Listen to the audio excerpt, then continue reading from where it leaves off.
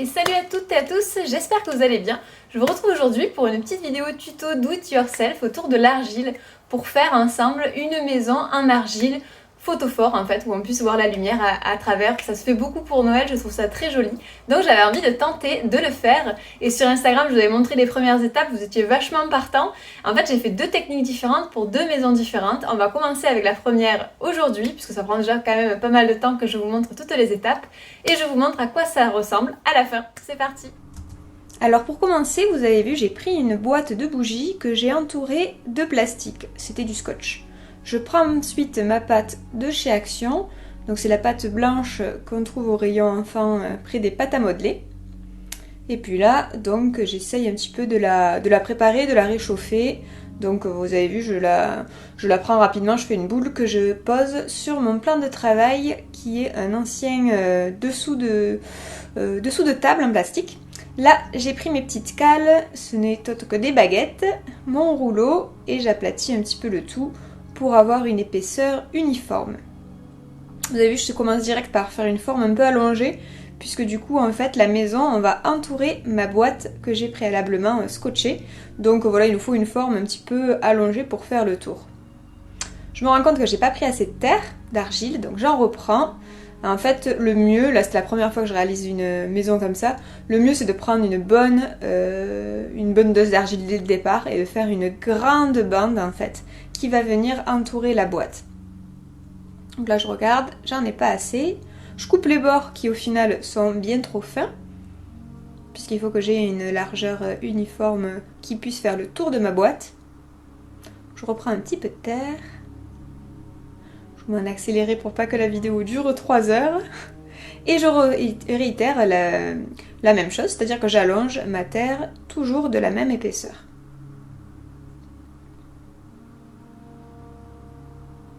Maintenant, il va falloir lier le tout. Là, c'est une étape qui est importante, donc il faut bien aplatir les deux côtés. Je me suis rendu compte que ça allait pas, donc je reprends ça pour faire une même pâte en fait. Que j'essaye, donc j'aplatis bien, vous voyez là, avec le poing, pour pas qu'il y ait de bulles d'air. Parce qu'avec des bulles d'air, ça risque ensuite de fissurer quand ça sèche. Donc je préfère être certaine que ça se passe bien, c'est pour ça que j'ai remis les terres ensemble. Ça va vite une fois voilà, que la terre est travaillée, vous voyez, hop. Quelques petites bulles d'air, direct je les perce. J'essaye de faire sortir l'air. Voilà, ça c'est vraiment une étape, si vous pouvez le faire, de faire attention à ce qu'il n'y en ait pas, pour pas que derrière ça se fissure en fait. Mais toutes les chances de notre côté. Hop, je regarde si j'en ai assez pour faire le tour. En hauteur, il y en avait un petit peu trop, donc je découpe.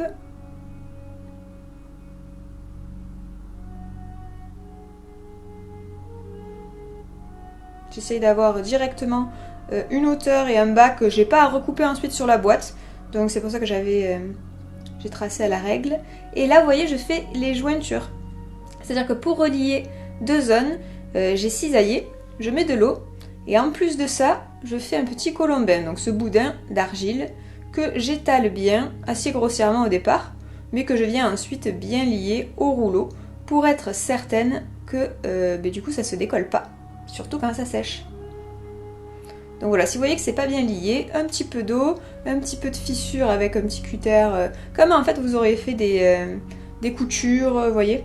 J'ai pris une ancienne carte pour pouvoir bien décoller. Ça c'est vrai que c'est les cours de poterie qui m'ont montré qu'on pouvait réutiliser l'ancienne carte pour venir délicatement en fait décoller le tout, même à l'endroit fragilisé là par cette comment on pourrait appeler ça, cette petite cicatrice. Là je refais un colombin de ce côté aussi pour être certaine que ça tienne bien. Je préfère sécuriser le tout. Donc le colombin, voilà, c'est ce petit boudin de terre. Je viens, hop, hacher de nouveau. Et je viens l'appliquer un petit peu humide. Voilà, comme ça je suis certaine qu'au séchage, j'ai pas de soucis. Là c'est pareil, ça c'est une des petites techniques qu'on apprend à la poterie. C'est de venir bien étaler des deux côtés et ensuite bien lisser quand on fait voilà, comme ça des colombins de renfort.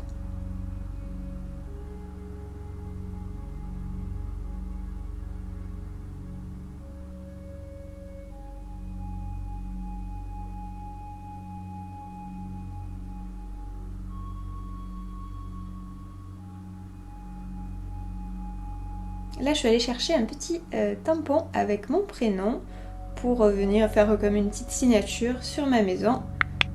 Tant que c'est encore bien malléable la terre. Hop, voilà, j'ai cherché comment dire, où le mettre. Ce sera en fait le derrière de ma maison, donc je pense que c'est bien. Je l'ai peut-être un peu trop enfoncé. Donc là, j'essaie de voir un peu comment on dit, le niveau de mon petit truc en argile pour que ça ramène un peu de terre. Et voilà, pour être sûr que ce soit tout de niveau. Maintenant, l'étape la plus importante qui va être de voir si ça entoure bien ma boîte. Donc c'est bon, ma plaque se décolle très bien. Le fait que je sois, je pense, sur du plastique, ça aide. Là, j'essaye de faire le tour et je vous montre ça. Voilà, donc j'ai déjà assez de terre, ça je suis contente. On voit qu'on n'a pas partout la même hauteur. Mais ça, c'est pas grave du tout parce que vous allez voir qu'après, on va prédécouper des petits toits. Donc, il faudra deux endroits de côté qui soient plus hauts pour que je puisse faire mon toit. Et ensuite, deux côtés plus bas pour ensuite faire les autres pans de ma maison. Alors, j'essaye d'entourer la boîte, mais de ne pas trop la coller. C'est très important, si vous utilisez un support, de ne pas coller votre argile à ce support parce qu'en fait, tout simplement, l'argile en séchant se rétracte. Et si du coup vous avez trop collé à ce support là, en se rétractant, vous allez avoir du mal à enlever votre boîte. Même si moi là j'ai bien mis du plastique avec le scotch pour que ça se décolle bien, ça se rétracte quand même et ça serait galère si vous collez de trop votre argile à la boîte. Vous avez vu, j'ai fait une découpe avec des petites cisailles, toujours le même système pour qu'ensuite là, quand je vais refermer, ça puisse bien adhérer. Donc là, je m'aide d'un cache-pot pour que ça tienne bien.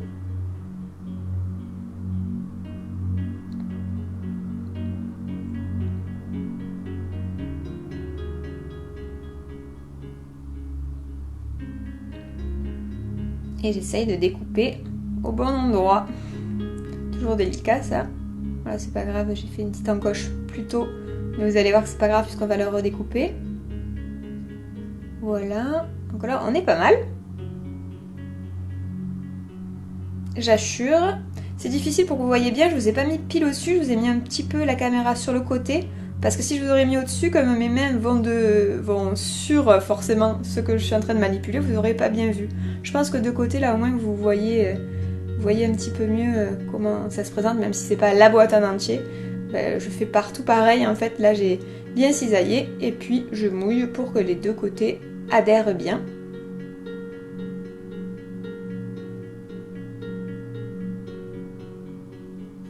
Je vais avancer un petit peu pour que vous voyez que je fais pareil de l'autre côté, enfin en bas de ma maison. Et là je me suis rendu compte que l'argile des fois elle sèche assez rapidement et surtout quand on fait comme ça des formes où soit on l'arrondit l'argile, soit on fait des formes comme ça carrées, sur les côtes en fait il faut pas hésiter des fois à humidifier un petit peu quand on voit que ça fait des mini fissures. Ça fait des fois presque comme des petites rides en fait. Et ça c'est normal, c'est parce qu'elle commence à sécher. Donc pour éviter que ça craquelle, j'humidifie un petit peu dès que je vois ces petites ridules. Rien de grave, mais voilà, c'est bien de... Faut pas que ce soit trempé, mais faut bien faire attention. Voilà là, quand je vois des petites rides qui commencent à se former, surtout sur les extrémités, hop, faut pas avoir peur de venir lisser avec sa main humide. C'est pour ça que j'ai toujours un verre d'eau à proximité.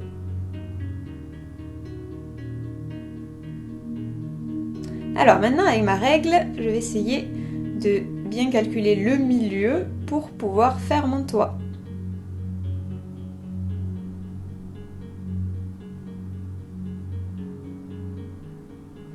Alors là moi j'avais pas fait de gabarit au départ, j'avais vraiment improvisé ma maison sur la boîte que j'avais chez moi. Donc je fais un petit peu au pif, je crois qu'après je le retravaille ce pointu, il me semble qu'il n'était pas idéal. Mais voilà, faites avec ce que vous avez sur place. Je pense que si je peux, j'essaierai de me faire un gabarit plutôt plus costaud qui monte plus haut en fait, vous voyez. Parce que là ma boîte, elle n'y est pas dessous, donc pour découper c'est pas l'idéal, puisque je m'aide de ma main. Mais l'idéal ça aurait été une boîte qui monte plus haut. J'ai pas voulu faire mon toit trop bas pour avoir une maison quand même d'une taille qui me plaise bien. Je l'aurais fait plus bas, j'aurais été aidée par la boîte dessous, mais elle aurait été vraiment très petite. Là c'est le pan où j'ai pas de toit, donc je découpe, vous comprendrez ensuite pourquoi.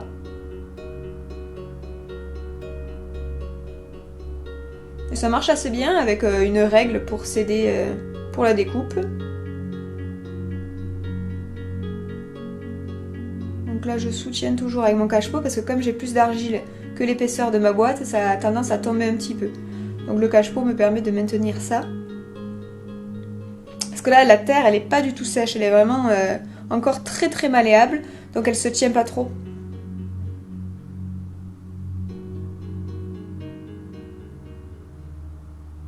Alors si c'est pas très propre quand on découpe, c'est pas grave, après quand on viendra poncer, ça rattrape le tout, vous verrez.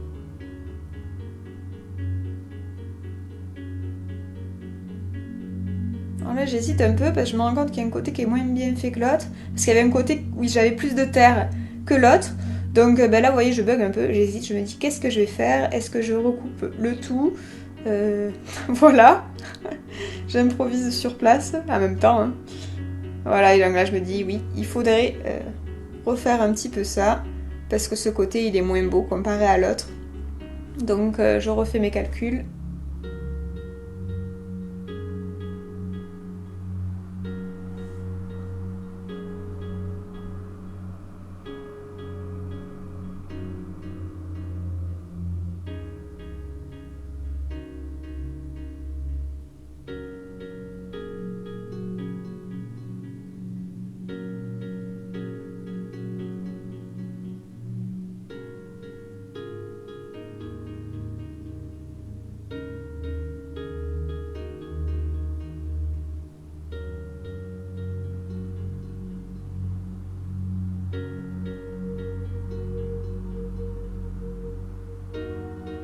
Ça me plaît mieux, vous voyez, ça fait plus un vrai toit.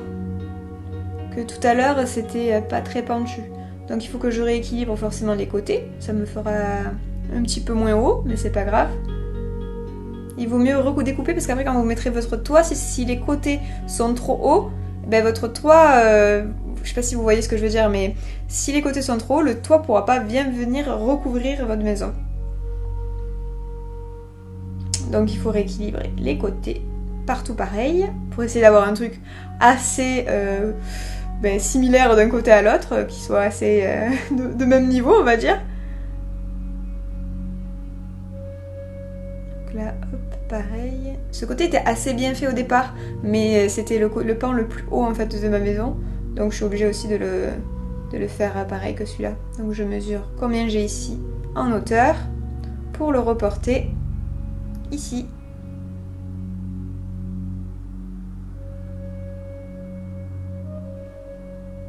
Ça fait pas une énorme différence, mais au moins ce sera similaire d'un côté à l'autre.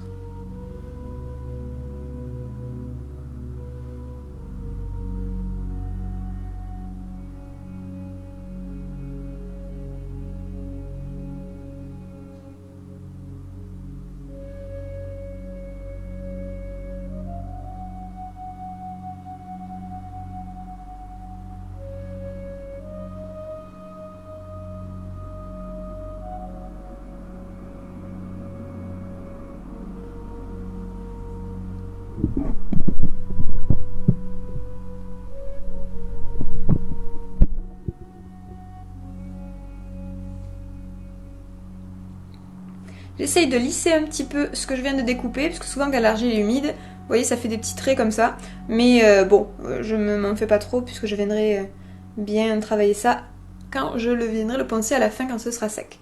Je lisse les bords, à la fois pour homogénéiser cette découpe, mais aussi pour pas que ça craquelle, pour pas que ça me fissure. Je rassemble mes petits morceaux de terre, c'est vrai que ça j'aurais dû le faire avant, puisque ça sèche quand même assez rapidement. Donc moi, tout ce qui est petits morceaux, après je les réutilise. Donc faut pas hésiter à faire une boule dès que vous pouvez. Le mieux ce serait de l'entourer d'un torchon humide, ce que j'ai pas fait là, mais en tout cas je vous le conseille. Ça permet de préserver un petit peu mieux l'argile, et si vous l'utilisez pas d'une journée à l'autre, dans une boîte hermétique entourée de plastique, ou voilà, pour essayer de limiter au mieux l'air, pour que ça puisse bien ne pas trop sécher. Je reprends mon dernier morceau de terre que je vais essayer d'imaginer pour faire mon toit. Donc, je regardais si j'en avais assez et je mesure pour pouvoir reporter tout ça sur mon toit. Voilà, les mesures sont faites, j'ai fait mon tracé, vous voyez. Maintenant je découpe avec un petit cutter pour que ce soit assez précis. J'essaye de ne pas traverser mon plan de travail, ce que j'avais fait la dernière fois. Là on voit qu'il y a un rond en plein milieu, donc c'était une des premières fois que je testais le cutter, donc j'essaye de faire douce manette.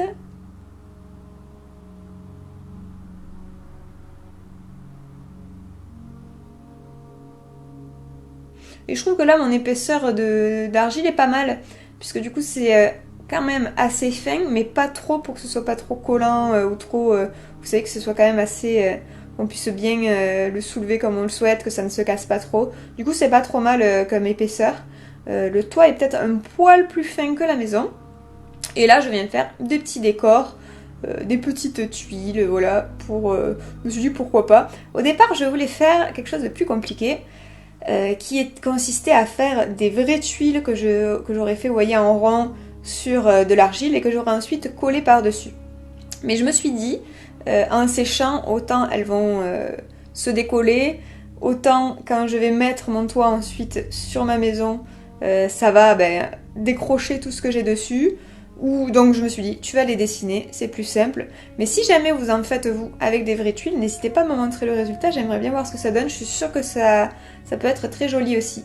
Bon là j'ai opté pour la facilité et la rapidité, on va dire.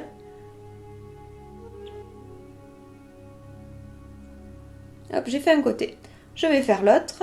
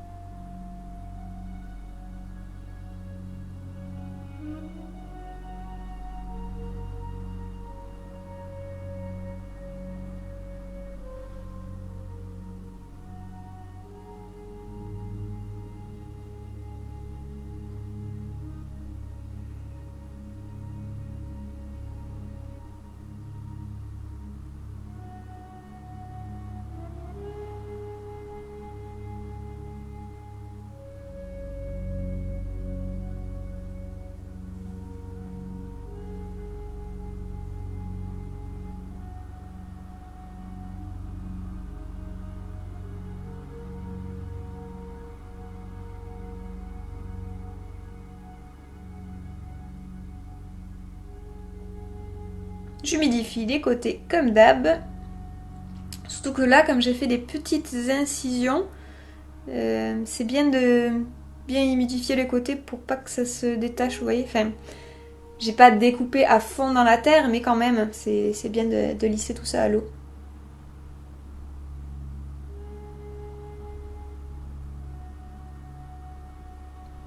J'essaye de laisser sécher un petit peu mon toit. Pendant ce temps, je vais faire mes décors sur ma maison.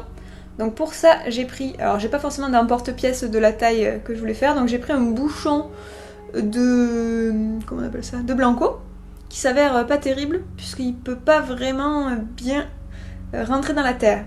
Je sais pas si vous voyez ce que je veux dire. Mais en plus, comme j'ai une boîte dessous qui est molle, c'est pas le plus simple, mais ça va, ça fonctionne quand même. Je vais faire pareil de l'autre côté.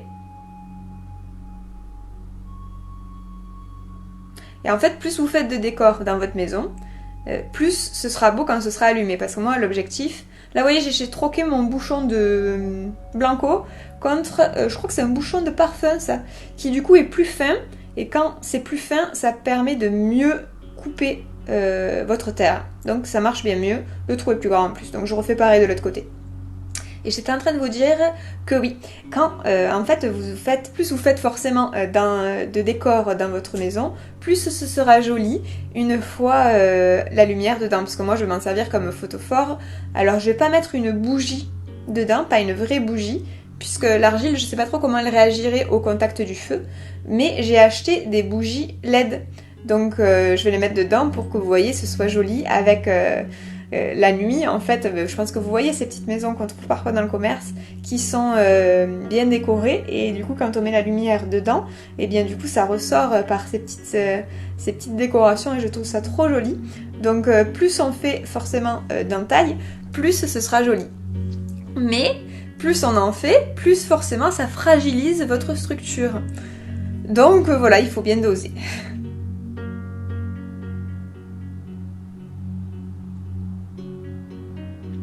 Là je fais un gros colombin, vous allez voir pourquoi. En même temps là j'humidifie aussi le bas de ma maison, ce que j'avais pas fait jusqu'à maintenant. Je fais plusieurs colombins parce qu'en fait je vais faire des portes, des fenêtres que j'aimerais entourer d'une épaisseur un petit peu plus... je sais pas si vous voyez faire vraiment comme des moulures on va dire. Donc je fais des petits boudins assez fins pour entourer voilà, mes fenêtres, ma porte, etc.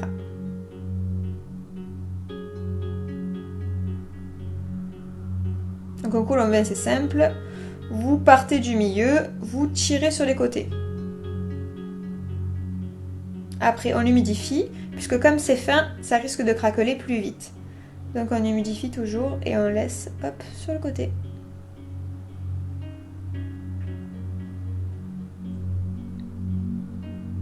Je viens faire le dessin maintenant avec mon colombin de ma porte.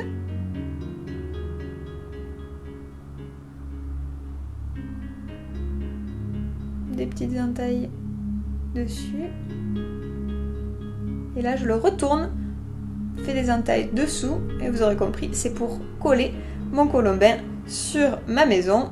Donc pour que ça colle bien, pour que ça adhère et que ça ne décolle pas quand ça sèche surtout, eh bien j'essaye de faire voilà comme ça déjà les petites entailles qui vont permettre aux deux argiles de se rassembler, humidifier et ensuite je viendrai essayer de lisser les bords pour que ça adhère.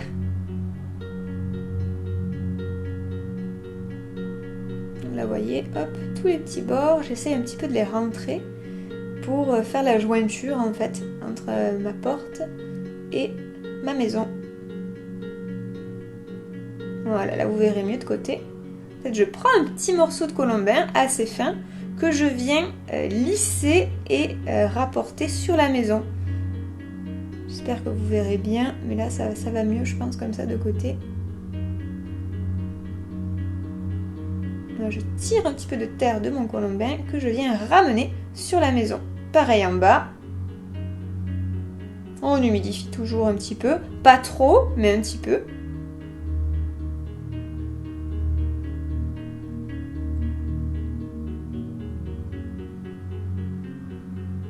On continue les décors. Hop.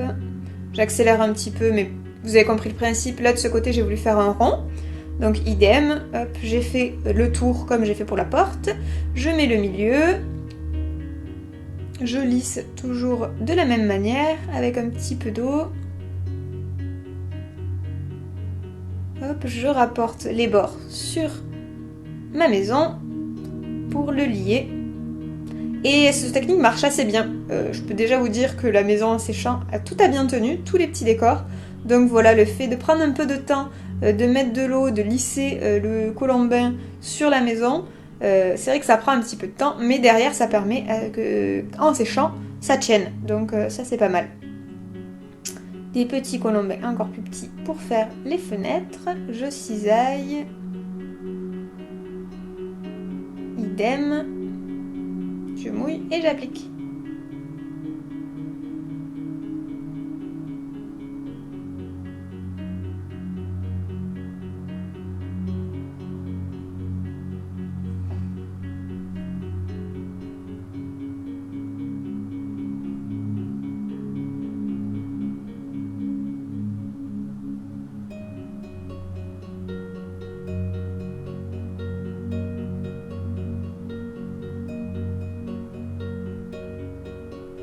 Là, j'ai pris un autre instrument, je crois qu'on appelle ça un estec, il me semble, pour venir un petit peu mieux lisser et enlever le surplus de terre qu'il y aurait quand j'ai mis en fait ces petits boudins. Donc, vous voyez, des fois j'en enlève un peu, j'en mets sur ma main, ça vient me permettre un petit peu d'avoir un résultat plus propre. Je viens un petit peu racler, vous voyez, les côtés qui ont été soudés, vous m'avez compris. Et voilà, je viens remouiller pour un petit peu avoir Parce que du coup, forcément, quand on travaille plusieurs boudins comme ça me faisait pas mal de collage. Donc il y avait un petit peu de déchets qui restaient. Là, je prends un bouchon de bic qui me permet de faire des petits trous. J'aime bien avoir des trous de différentes épaisseurs sur la petite maison pour avoir des jeux de lumière qui soient différents d'un pan à l'autre. Donc là, j'ai improvisé une espèce d'hublot, on va dire, et je me fais des tout petits à côté. Voilà. Ma porte avec les fenêtres que j'ai fait tout à l'heure rapidement. Là, ici, les côtés.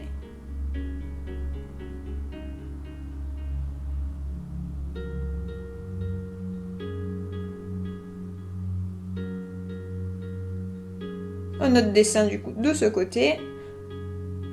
Encore avec des jeux de lumière de différentes épaisseurs de mes petits emporte-pièces. Qui n'en sont pas des emporte-pièces, mais vous voyez, on peut tout réutiliser. Ça marche bien.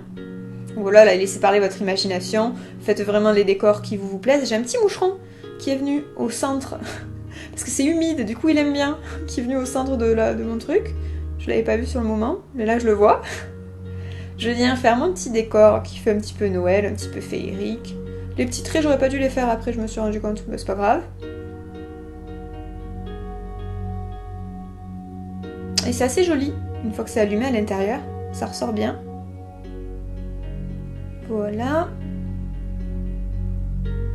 Là, je viens chipoter un petit peu, parce que quand j'avais fait l'emporte-pièce, il y a des petites irrégularités, mais bon, c'est pas bien grave.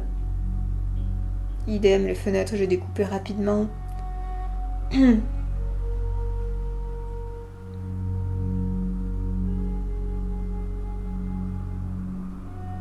Voilà. Maintenant, on va être l'étape de mettre le toit. Il s'est un tout petit peu rigidifié, comme on peut voir tout à l'heure. Et là, je me rends compte qu'il va falloir que je mette, pendant que ça sèche dessous, quelque chose. Donc, je choisis un Mikado pour venir vraiment faire le pointu, vous voyez, du toit. Pour que ça prenne cette position-là. Puisque forcément, j'ai encore ma boîte, moi, dessous, que je vais bientôt enlever. Je veux pas attendre que ma pièce ne sèche entièrement pour enlever ma boîte, mais je vais attendre que ça se rigidifie un petit peu, vous voyez.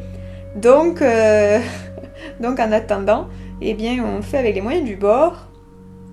Je lisse à nouveau mon toit. Avec un petit peu d'eau. En séchant, j'ai vu que ça s'était rétracté. Je mets mon Mikado. Je veux surtout pas que ça se casse sur les côtés. Puisque quand je mets le Mikado, je me rends compte que ça accentue, vous voyez, les petites cisailles que j'avais fait pour faire mes tuiles. J'aurais peut-être pas dû aller tant sur le bord. Si jamais vous faites ça, n'allez pas trop sur les bords. Comme ça, vous n'aurez pas ce risque que ça ne se fissure en séchant un petit peu de manière pentue. Parce que vous voyez, quand je mets ça,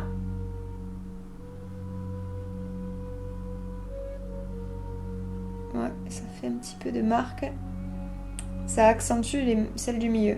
Donc j'hésite à mettre mon Mikado, mais bon, ça me permettra d'avoir vraiment la forme de toit en fait. Donc je lisse les côtés du mieux que je peux. Et le toit n'a pas fissuré, donc ça c'est une bonne nouvelle. Jusqu'à la fin, je n'étais pas certaine de ça, mais ça va. Donc j'ai bien lissé. Et j'aime bien ce détail des petites tuiles, je trouve que ça fait joli. Ça rajoute un petit décor que j'aime bien.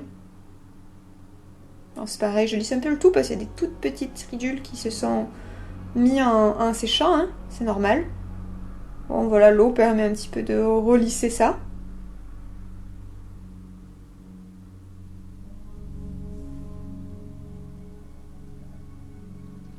Voilà, ça a commencé à sécher un petit peu, donc j'ai enlevé ma boîte dedans.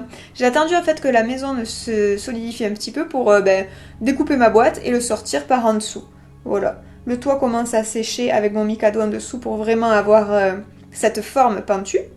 Et là je viens, pour être sûre, avec un petit outil, lisser encore les côtés pour ne pas que ça fissure. Donc j'ai plus mes marques sur le côté, ça va mieux. Vous voyez, j'ai pris une espèce toujours de steak et je viens bien lisser, surtout à l'endroit du pentu du toit. Petit peu d'eau toujours. Et voilà, les étapes d'après, ça va consister uniquement à attendre que ça sèche. Ensuite, de poncer un petit peu si l'on souhaite.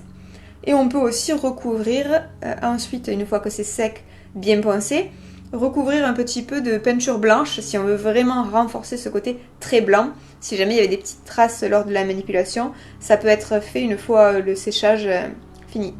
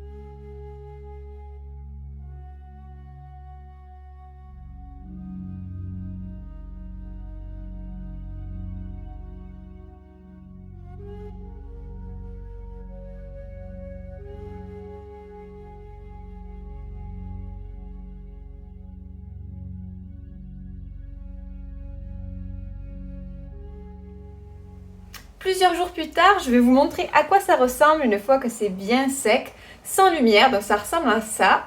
Je suis contente, ça n'a pas fissuré en séchant, ça ressort très bien. Enfin, en tout cas, moi j'aime beaucoup ce premier essai.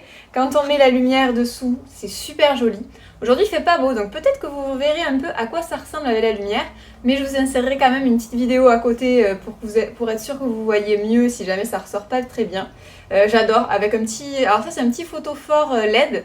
Je conseille de mettre ça plutôt qu'une bougie. On sait pas comment je sais pas comment l'argile autodurcissante résiste à la bougie, à la chaleur de la flamme. Donc au moins avec ça, on est sûr. Mais ouais, j'aime beaucoup le résultat. J'ai mis un tout petit peu de peinture blanche et vous avez vu pendant les différentes étapes que j'ai collé le toit. Alors attention, j'ai déjà essayé de coller sur mon autre maison que vous verrez la semaine prochaine normalement si tout va bien. J'ai essayé de coller avec, vous savez, le pistolet à colle de chez Action, tout simplement. Ça ne tient pas du tout en fait, comme l'argile est poreuse, sableuse, enfin vous savez, ça adhère pas du tout. Donc je suis allée au Géant des Beaux-Arts et j'ai acheté cette colle là, qui est la colle Cléopâtre, Cléor. Si je peux, je vous le mets en barre d'infos. Tout support résiste à la flexion invisible. Et en fait, c'est une colle qui, comme vous avez vu, je l'applique, j'attends 2 minutes. Et comme c'est indiqué dessus. Et ensuite, après, j'ai mis mon toit. Et je suis contente, regardez. Il tient tout seul, c'est nickel. Dedans, il n'y a quasiment pas de trou. Donc quand on met... Enfin, pas de trou à part là où j'ai ma lumière. Donc quand on met la lumière, ça ressort très bien. Donc voilà, vous pouvez aussi ne pas le coller hein, si vous le souhaitez. Garder juste le toit posé dessus. Moi, je pense que dans la durabilité, c'est mieux. Et donc voilà, le petit conseil, optez pour une colle comme ça. Peut-être qu'avec la super glue, ça marche. j'en avais pas. Donc j'ai acheté celle-là, elle était en promo, j'ai un déposé en plus, donc c'était parfait. Et donc voilà, je suis toute contente de ce résultat, j'espère que ça vous plaira. Dites-moi si vous voulez tenter d'en faire aussi en commentaire. Si la vidéo vous a plu, évidemment, n'hésitez pas à mettre un j'aime, à la partager autour de vous si ça peut intéresser certains, et à me montrer vos créations sur Instagram si jamais vous tentez d'en faire. Je serais très curieuse de voir ce que ça donne. Voilà, je vous souhaite de passer une très belle journée et je vous dis à très vite.